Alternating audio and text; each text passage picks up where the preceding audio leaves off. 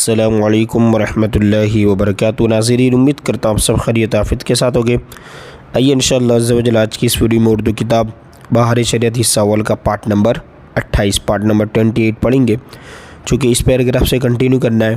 Topic کیا ہوا ہے؟ دوزخ کا بیان یہ چل رہا ہے، ٹھیک ہے۔ دیکھیں یہاں سے، جہنمیوں کے بدن سے جو پیپ بہے گی وہ پلائی جائے گی، خاردار توہڑ یعنی کانٹے والا کھانے کو دیا جائے گا۔ وہ ایسا ہوگا کہ اگر اس کا ایک قطرہ دنیا میں آئے تو اس کی سوزش و بدبو تمام اہل دنیا کی معیشت برباد کر دے، اور وہ گلے میں جا کر پھنڈا ڈالے گا۔ اس کے اتارنے کے لیے پانی، یعنی یہ گلے میں پھنس جائے گا، اب اس کے اتارنے کے لیے پانی مانگیں گے تو ان کو وہ کھولتا پانی یعنی اتنا گرم دیا جائے گا کہ منہ کے قریب آتے ہی منہ کی ساری کھال گل کر اس میں گر پڑے گی، اور پیٹ میں جاتے ہی آنتوں کو ٹکڑے ٹکڑے کر دے گا، اور وہ شوربے کی طرح بہہ کر قدموں کی طرح نکلے گی۔ پیاس اس بلا کی ہوگی کہ اس پانی پر ایسے گریں گے جیسے تونس کے مارے ہوئے اونٹ، یعنی جیسے پیاس کی وجہ سے اونٹ جو گر جاتا ہے۔ پھر کفار جان سے عاجز آ کر باہم مشورہ کر کے مالک علیہ الصلوۃ والسلام، داروغۂ جہنم جو ہے، ان کو پکاریں گے کہ اے مالک علیہ الصلوۃ والسلام، تیرا رب ہمارا قصہ تمام کر دے۔ مالک علیہ السلام 1000 برس تک جواب نہ دیں گے۔ 1000 برس کے بعد فرمائیں گے، مجھ سے کیا کہتے ہو؟ اس سے کہو جس کی نافرمانی کی ہے۔ 1000 برس تک رب العزت کو اس کی رحمت کے ناموں سے پکاریں گے، وہ 1000 برس تک جواب نہ دے گا۔ اس کے بعد فرمائے گا تو یہ فرمائے گا، دور ہو جاؤ، جہنم میں پڑے رہو، مجھ سے بات نہ کرو۔ اس وقت کفار ہر قسم کی خیر سے نا امید ہو جائیں گے، یعنی بھلائی سے، اور گدھے کی آواز کی طرح چلا کر روئیں گے۔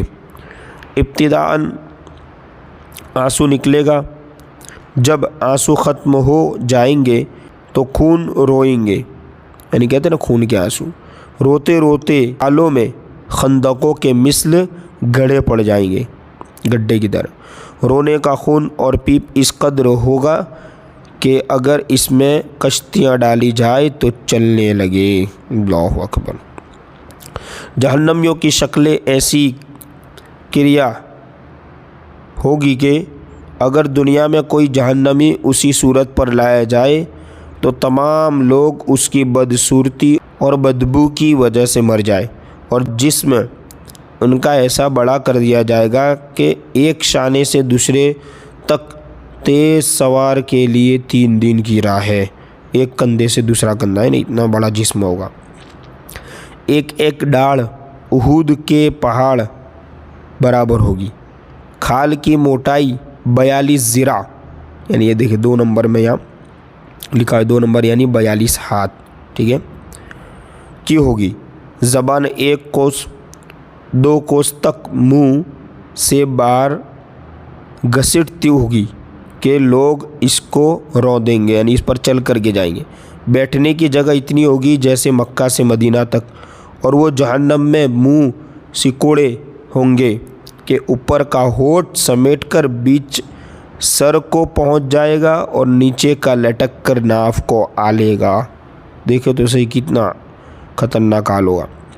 ان مضامین سے یہ معلوم ہوتا ہے کہ کفار کی شکل جہنم میں انسانی شکل نہ ہوگی، کہ یہ شکل احسن تقویم ہے، یعنی قرآن میں ہے نا، لقد خلقنا الانسان فی احسن تقویم، بہترین جو ہے صورت پیدا کی، تو یہ احسن تقویم ہے، اور یہ اللہ عز و جل کو محبوب ہے، پسند ہے کہ اس کے محبوب کی شکل سے مشابہ ہے۔ بلکہ جہنمیوں کا وہ حلیہ دو اوپر مذکور ہوا، پھر آخر میں کفار کے لیے یہ ہوگا کہ اس قدر برابر آگ کے صندوق میں اسے بند کر دیں گے، پھر اس میں آگ بھڑکائیں گے اور آگ کا قفل یعنی تالا لگایا جائے گا، پھر یہ صندوق آگ کے دوسرے صندوق میں رکھا جائے گا، اور ان دونوں کے درمیان آگ جلائی جائے گی، اور اس میں بھی آگ کا قفل لگایا جائے گا یعنی تالا۔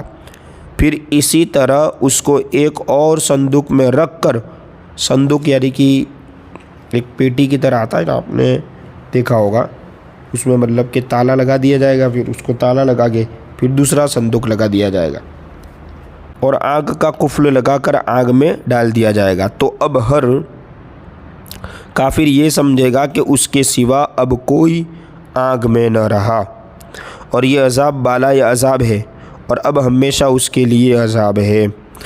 جب سب جنتی جنت میں داخل ہو لیں گے اور جہنم میں صرف وہی رہ جائیں گے جن کو ہمیشہ کے لیے اس میں رہنا ہے، اس وقت